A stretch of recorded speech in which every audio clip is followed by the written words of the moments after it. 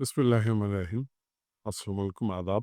আমি প্রখ্যাত আবৃত্তিকার হাসান মাহমুদীর ৪ টি কবিতার লাইন নিয়ে একটু কথা বলব। তিনি সত্য কথাটিই বলেছিলেন।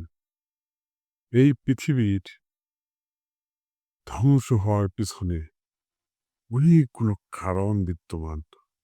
তার ভিতর এই ৪ টা কারণকে তিনি উল্লেখ করেছেন এই কবিতার মাধ্যমে, এই কবিতার ৪ টি লাইনের মাধ্যমে। তাহলে শুনুন এই কবিতার লাইন ৪ টি।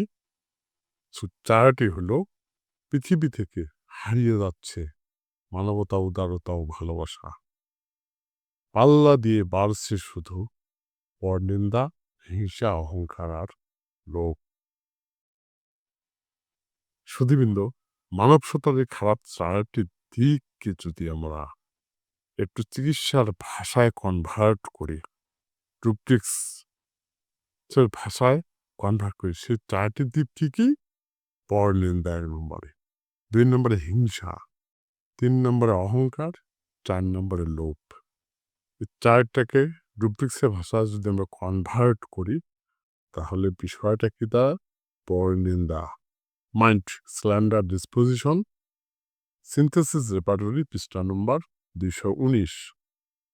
মাইন্ড, তারপর আসলে হিংসা, মাইন্ড জেলাসি, সিনথেসিস রেপার্টরির ১৫৪ পৃষ্ঠা। এরপর আসলে অহংকার, মাইন্ড ইগোটিজম, সিনথেসিস রেপার্টরি ১০৫ পৃষ্ঠায়। এরপর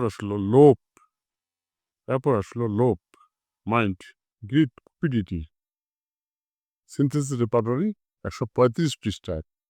মেডিসিন ৪ টা, অত্যন্ত গুরুত্বপূর্ণ মেডিসিন ৪ টা। ১ নম্বরে নার্স ভূমিকা, ২ নম্বরে হলো পেট্টামালবাম, ৩ নম্বরে লাইকোপোডিয়াম, ৪ নম্বরে মার্ক সল্ট। তাহলে আমরা একটা জিনিসই পরিষ্কার, সুধীবৃন্দ, একটা বিষয় পরিষ্কার, সেটা হলো আমরা ৪ টি ঔষধের ভিতরে ঢুকে গেছি। এই ৪ টা ঔষধের ভিতরে ঘুরপাক খাচ্ছি। যেহেতু এই ৪ টা খারাপ দিক আমাদের ভিতর অত্যন্ত কঠিনভাবে বিদ্যমান, তার জন্য আমরা ৪ টি ঔষধের ভিতর ঢুকে গেছি কিংবা ঘুরপাক খাচ্ছি। এই বিষয়গুলো একটু ভাববার আবেদন রইল। আজ এ পর্যন্ত।